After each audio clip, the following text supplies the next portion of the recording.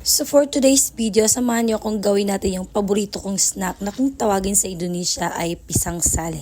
Isa ito sa mga paborito kong snack at dahil hindi ko siya mabili dito ay gagawin ko na lang, total marami naman kaming saging. Ang ginamit nga pala naming saging dito ay latundan kasi hindi na namin kaya siyang kainin lahat. Pinakaunang step ng paggawa ng pisang sale ay ipipress nyo siya ng ganyan. Meron talaga siyang sarili niyang hulmahan pero wala kaming ganon, so gumawa na lang kami ng amin. Ginamit namin yung puwet ng kaldero at saka yung sangkalan. Normally sa Indonesia, meron silang klase ng saging na ginagamit dyan. Pero dito, gagamitin natin yung latundan. Medyo na nga overripe na rin sila. So, why not gawin nating snack para mapakinabangan kaysa itapon. So, ganyan lang gagawin nyo sa mga saging. Ipe-press nyo siya. Tapos, tatanggalin nyo sa plastic. Ilalagay nyo siya sa dahon ng saging. Or kaya idiretso nyo siya sa yero na flat. Or kaya sa nigo kung meron kayo. Just make sure na malinis yung pagbibilaran nyo. At saka sobrang mainit na mainit yung panahon para dry talaga siya. At habang tinatanggal nyo siya sa plastic ay dahan-dahan lang, baka kasi ma-deform siya. Pangit naman kung ma-deform, diba? At ganun lang, ulit-ulitin nyo lang yung process hanggang matapos yung lahat ng saging. Huwag po tayo magmadali, take your time.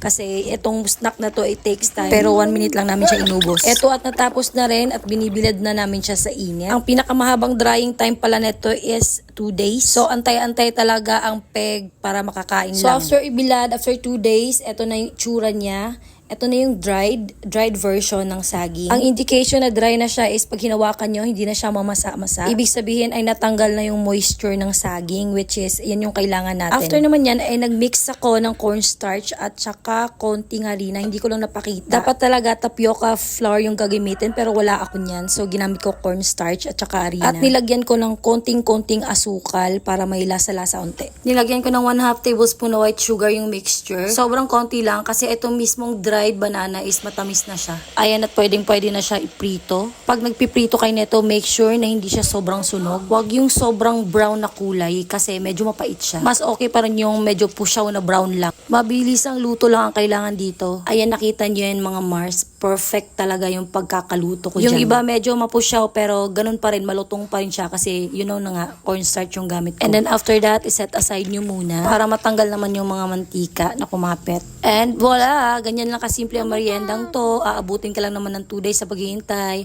Bye!